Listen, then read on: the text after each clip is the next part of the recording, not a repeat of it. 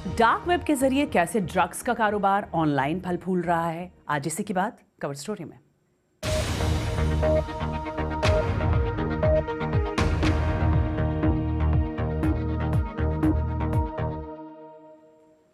दो सालों तक एक अवैध ड्रग्स, नकली करेंसी और हैकिंग टूल्स का कारोबार करने के बाद डार्कनेट वेबसाइट हाल ही में बंद हो गई। टोरेज नाम की इस वेबसाइट को क्रिसमस के दौरान इसके एडमिनिस्ट्रेटर्स ने बंद कर दिया। लेकिन इस तरह की कई नई वेबसाइट्स लगातार आ रही हैं। बीबीसी डेटा बताते हैं कि ड्रग्स कारोबार की ये ऑनलाइन इकोनॉमी बेहद मजबूत हो रही है। हमारे साइबर रिपोर्टर जो टाइडी की ये रिपोर्ट। ये कब्रिस्तान है। मैं यहाँ आती हूँ और इन पेड़ों से और पौधों से मिलती हूँ, उनसे बातें करती हूँ। क्लेयर कैम्पबेल के 16 वर्षीय बेटे ल्यूक ने एक डिस्को में बहुत अधिक पार्टी ड्रग्स ले ली। उसके बाद उसकी मौत हो गई। ये है ल्यूक और उसका पेड़। एक व्यक्ति के तौर पर ल्यूक कैसा था? मैं उसकी माँ हूँ। उसकी बुराई नहीं करूँगी। वो बुरा नहीं था, वो मौज मस्ती करता था, उसे किसी से बैर नहीं था, वो जिंदगी से भरपूर था। ल्यूक के दोस्तों ने वो गोलियां डार्क नेट पर एक बाजार से खरीदी थी। डार्क नेट मार्केट्स छोटे होते हैं और ड्रग इकोनॉमी में अक्सर उनकी अनदेखी होती है। इस तरह की वेबसाइट्स पर किसी भी स्पेशल इंटरनेट ब्राउजिंग सॉफ्टवेयर के जरिए ही पहुंचा जा सकता है, जो साइबर पुलिस के लिए बीते एक दशक से सिरदर्द बना हुआ था। सबसे बड़ी गैर कानूनी डार्क नेट वेबसाइट्स में से एक टोरेज लगभग 2 साल के बाद बंद हो गई। हालांकि बीबीसी की रिसर्च ये बताती है कि पुलिस कुछ कार्रवाई करती है, तब भी ड्रग ट्रेड पर उसका असर ज्यादा देर तक नहीं रहता। बीबीसी ने हजारों डार्कनेट डीलर्स की गतिविधियों का अध्ययन किया। इसमें से कम 450 डार्कनेट डीलर्स पुलिस के शिकंजे से बार बार बचते रहे हैं। इनमें से एक डीलर, जो यूके में अपनी तरह का सबसे बड़ा डीलर है, वो 6 साल में 21 अलग अलग मार्केट्स में नजर आ चुका है। हमने नेक्स्ट जनरेशन नामक इस अपराधी डीलर से कुछ ड्रग्स खरीदने चाहे। हमें पता चला कि यह प्रक्रिया जटिल और लंबी है, जिससे डीलर किसी की पकड़ में नहीं आता। दिलचस्प यह है कि यदि आप इस बॉक्स को खोलते हैं तो ये किसी हर्बल ट्रीटमेंट की तरह लगता है।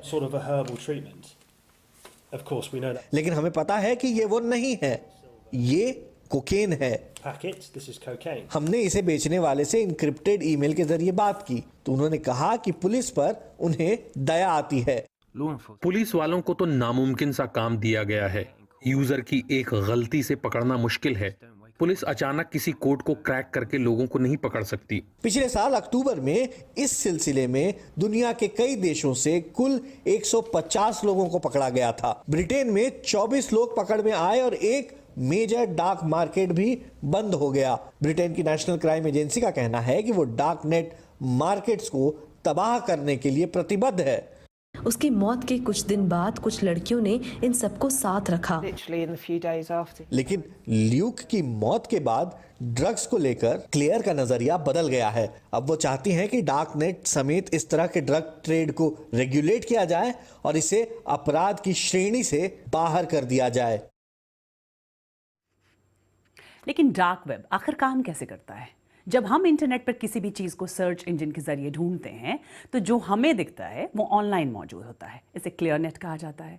डार्क वेब छिपा हुआ कंटेंट होता है जो खास किस्म के सॉफ्टवेयर के जरिए ही दिखाई देता है।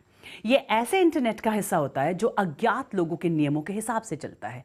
लोग ऑनलाइन रहते हुए भी अपनी पहचान छिपाने के लिए इसका इस्तेमाल करते हैं और ऐसा कंटेंट ढूंढते हैं जो इंटरनेट पर सेंसर्ड, यानी जो क्लियर नेट पर बैन है।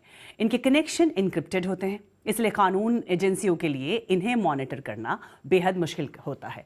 हालांकि डार्क वेब का इस्तेमाल कुछ अच्छे कामों के लिए भी किया जा सकता है। विसल ब्लोअर्स की हिफाजत में इसकी मदद ली जा सकती है और अगर किसी देश में किन्हीं उपयोगी या जानकारी देने वाली वेबसाइट्स को बैन कर दिया गया है तो डार्क वेब के जरिए लोग इन वेबसाइट्स को एक्सेस कर सकते हैं। लेकिन अवैध चीज़ों का कारोबार करने वाले अपराधियों के बीच डार्क वेब बेहद पॉपुलर होता है। डार्कनेट और भारत में इसकी कानूनी पेचीदगियां क्या हैं, इसे लेकर बीबीसी संवाददाता वंदना ने बात की साइबर मामलों से जुड़ी वकील खुशबू जैन से। ये बताएं कि डार्क नेट की ये जो दुनिया है तो इंडिया को लेकर स्पेशली यूथ को लेकर किस तरह की चिंता है और किस तरह की एक्टिविटीज इलीगल जिनको माना जाता है होती हैं। डार्क नेट जो है वो कम्प्लीटली अनरेगुलेटेड प्लेस है जहां पर आप आसानी से चीजें कर सकते हैं जो किसी के नजर में ना आए। अभी इसमें घबराने की बात क्या है वो ये है कि बिकॉज इसके अंदर कोई सर्वेलांस नहीं होता, यहाँ पे कोई रेगुलेशन नहीं है, यहाँ पे एक्टिविटीज होने लगी है और जो बहुत सारी इलीगल एक्टिविटीज होने लगी है। टू एन एक्सटेंट अगर आप देखेंगे तो यहाँ पर क्रिप्टो का व्यापार होने लगा है। आप अगर देखेंगे यहाँ पर तो चाइल्ड पोर्नोग्राफी रिलेटेड बहुत सारी चीजें हो जाती है।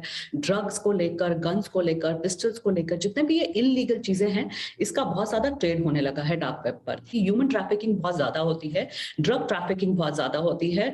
सिर्फ फर्क इतना पड़ जाता है कि यहाँ पर एनफोर्स करना लॉ को बहुत मुश्किल हो जाता है बिकॉज ये एक अनरेगुलेटेड जगह है। बट इसमें भी लोगों को इतनी आसानी से नहीं आना चाहिए बिकॉज बहुत बार लोग चीट हो जाते हैं। बहुत बार लोग सिर्फ नॉर्मली डार्क वेब पे जाते हैं सर्व करने के लिए बिकॉज बहुत अट्रैक्टिव होता है, तो उनको पता नहीं चलता वो जो एक पेरीफेरी में जाके आप कैसे आप ऑल ऑफ अ सडन आप जब बोलते हो कि आप मैं सेफ हूं, पर आपको पता नहीं चलता कब आप अनसेफ टेरिटरी में एंटर कर गए डार्क वेब के अंदर। और वहां जब आप डार्क वेब पे जाते हो तो पूरी दुनिया की पुलिस जो है उन्होंने भी अपनी पेट्रोलिंग वहां पे करके रखी हुई है चेक करने के लिए जो ये जो सारी सरफेस है। ये police law enforcement agencies of the world से ये दूर नहीं है। कानून की बात की जाए तो किस तरह के लॉज हैं जो इसको रेगुलेट करते हैं इंडिया में और क्या वो इम्प्लीमेंट इफेक्टिवली हो पा रहे हैं? हमारा जो आर्टिकल 21 कहता है वो कहता है कि आपके पास राइट टू इंटरनेट है, एम्बाइब्ड आर्टिकल 21 ऑफ कॉन्स्टिट्यूशन के अंदर। तो ऐसा नहीं है कि मैं डार्क वेब पे जाके सर्फ नहीं कर सकती, ऐसा कोई इलीगल एक्टिविटी नहीं है डार्क वेब पे सर्फ करना। बट अगर आप देखें तो मैंने जो आपको बोला कि एक पेरिफेरी है, आप कैसे उसको सेफ करते करते आप कैसे इलीगल एक्टिविटी में एंटर हो जाए। डिफिकल्टी आती है एनफोर्समेंट की, और एनफोर्समेंट भी हो रहा है, ऐसा नहीं है कि एनफोर्समेंट नहीं हो पाता है, बट नॉर्मली थोड़ा डिफिकल्ट है यहाँ पे एनफोर्स करना चीजों को लेकर बिकॉज बहुत ही क्रिप्टिक तरीके से यहाँ पे चीजें हो रही होती है। उसको एनफोर्स करना, उसको चेक करना बहुत डिफिकल्ट है। कोई एक तरह से क्रॉस कंट्री कोलैबोरेशन भी है जैसे इंडिया है या और दूसरी एजेंसीज हैं इस पे नजर रखने के लिए कि ये फेंसलेस क्राइम है, तो इनको पकड़ना बहुत मुश्किल होता है बिकॉज क्राइम इंडिया में होके वो इतनी कंट्रीज में ट्रैवल कर जाता है कि एक आप यू कांट एक्सपेक्ट कि इंडिया की एक स्टेट की लॉ एनफोर्समेंट एजेंसी उसको एग्जीक्यूट कर पाए।